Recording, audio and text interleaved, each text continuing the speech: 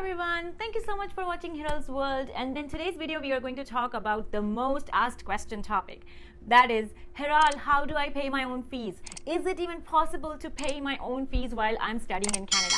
Yes, it is totally possible, and that is what we are going to cover up in today's video.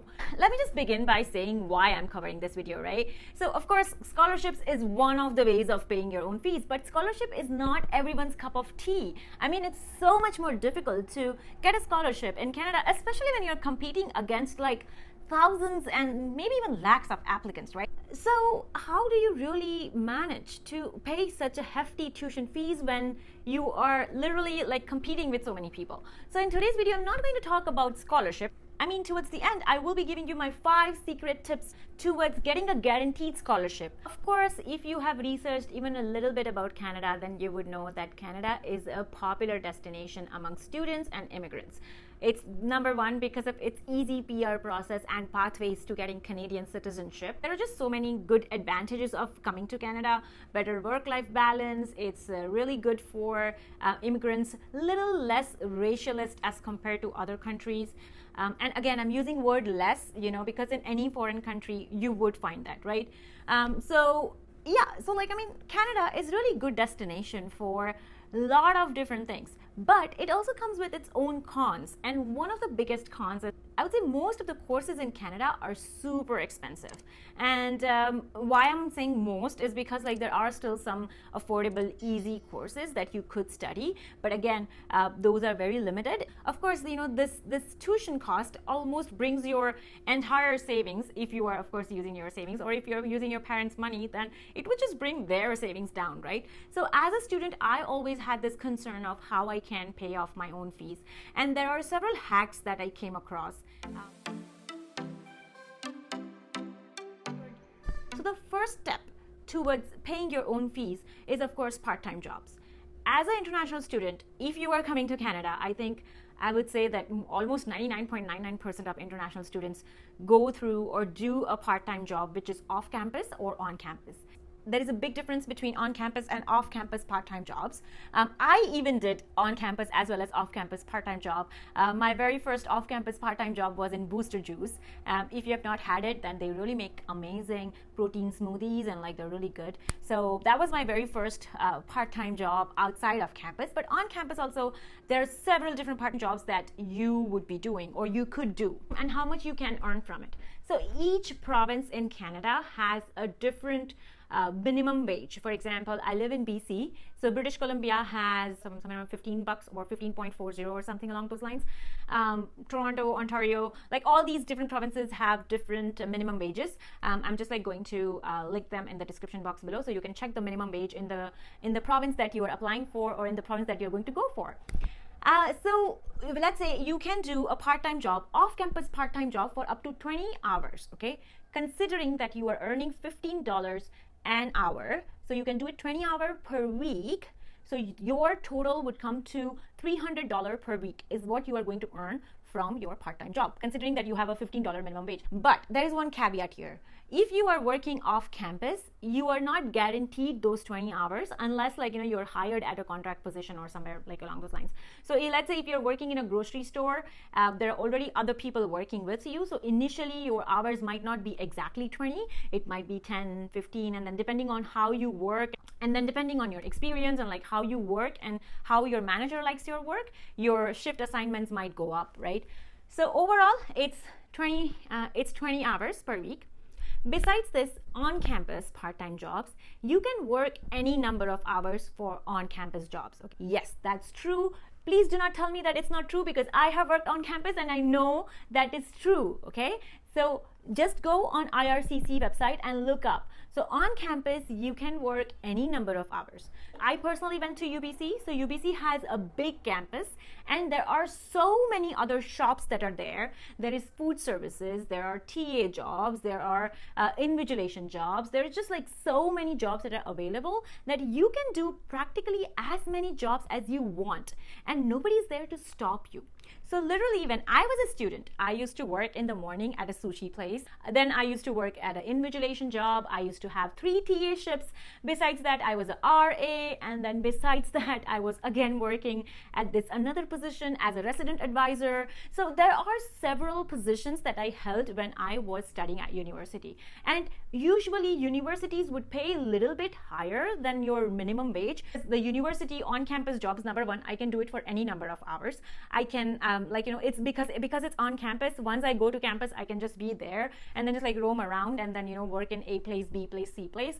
And of course, I don't have to worry about exceeding my hours, and I get paid more.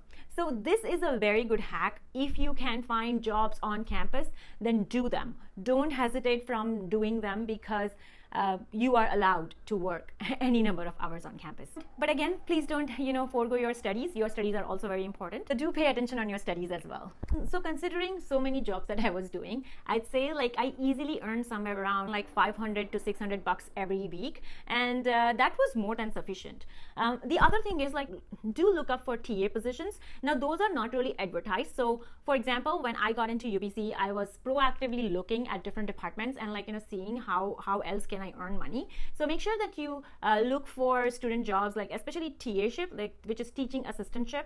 So especially if you're going for master's program, then it is highly possible that you would have studied something in your undergraduate that you can TA for at your university. And TA-ships usually pay really good amount of money. Like usually it's about $30 to $32. So it's a very good amount that you can get. And like, of course, you don't have to work. It's more of a brain work than a physical work. So that's also something that you can do. So that is the first hack to applying for part-time jobs and earning from part-time jobs. Let's say if you are studying in a college, and if you do not have the privilege of going into like big campuses, then what you should do is like try to maximize your 20 hours outside. If suppose you're not getting 20 hours at one job, then try to do 2 different jobs. Besides that, what you can also do is, like in a college also, you can talk to your front desk people, you can talk to your professors.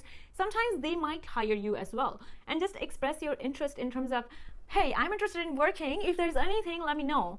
There are also some non-traditional ways of earning money, which I'm going to cover up next. So let's get into non-traditional ways of earning money. Nobody would tell you this, but I am going to. If you are following me on Instagram, then you would certainly know that I have done so many like different gigs. So one of the gigs that I have done, and I still sometimes do, of course I don't have that much time to do it now, but I sometimes still do, is called mystery shopping. You can always register for mystery shopping online like kind of jobs and then do them. So like these mystery shoppings are usually like, they would ask you to go to a certain store and like, do a review or like, kind of evaluate the customer service there. And one thing that is needed for that is a good level of English. So if you have had good level of English, then I would totally recommend doing it. And sometimes you also have to like buy products, so then you would also get paid for it. For example, one time I did this mystery shopping for getting a haircut. So I already needed a haircut, so then I just went and then I did it, and then I had to evaluate them. So these kind of little things, you can always do them. There are also online surveys, and like there's like you get paid to watch movies. All of these, I have shared all of these reels on my Instagram. Watch them, and then there are always links that I give, so do apply through them. I know one question that I had when I started this is, do I have to report this in my taxes?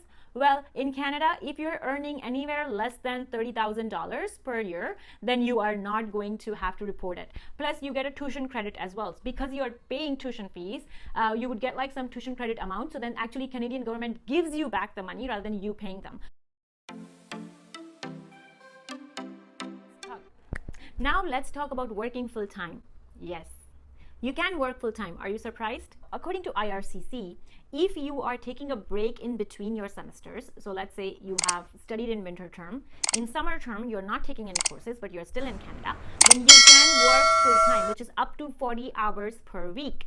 So yes, it is totally possible. And trust me, in Canada during summers, there are so many opportunities that open up. And that's only because like, it's of course, it's nice out there. People are getting out. It's a tourist destination. So a lot of people will come in. So you will at least get a retail or a sales job for sure. So that is something that you can do as well. But remember, if you are taking any course, then you are not ideally on a break. So you cannot work 40 hours. You can only work 40 hours per week if you are taking a break. But there is one caveat here.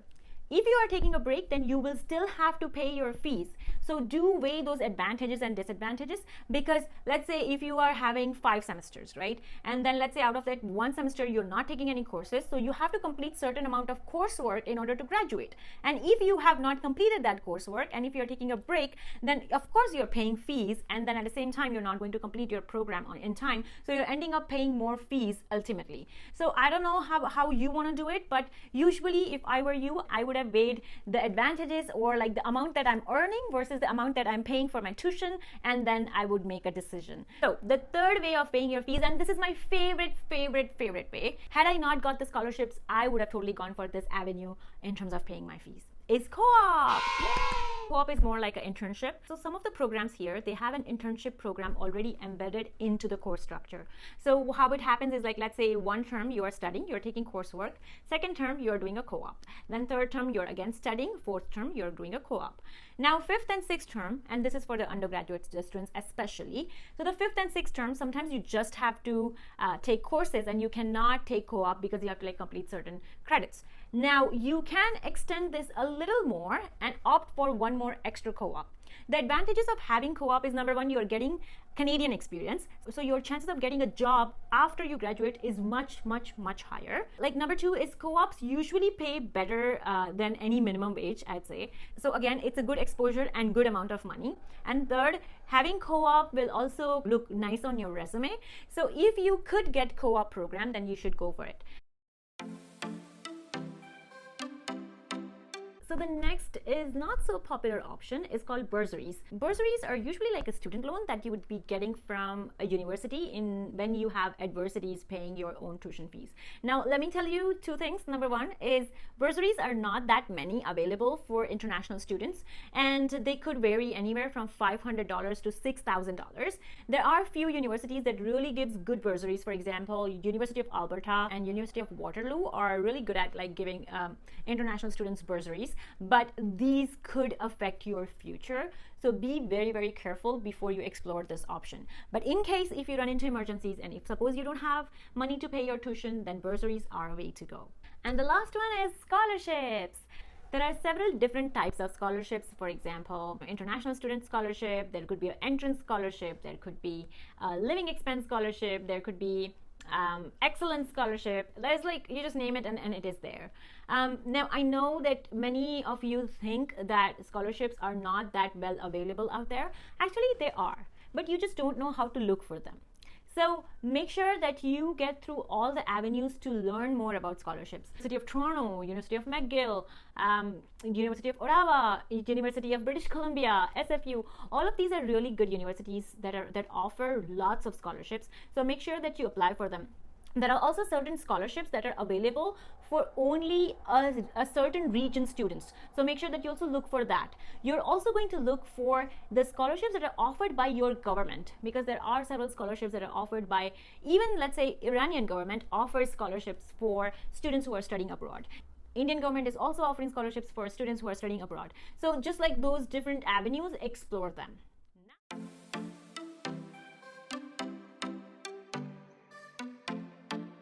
First tip is apply. Yes. Don't lose your hope just because you didn't hear from one scholarship or you are not able to find it. You have to keep yourself informed in terms of how you can apply for different scholarships. And trust me, once you start looking for it, and if you are not finding it, that means you're not looking hard enough. You have to look hard enough. And nobody else is going to do your work for you. One thing I have learned is nobody else is going to do the work that you would be doing for yourself. So apply.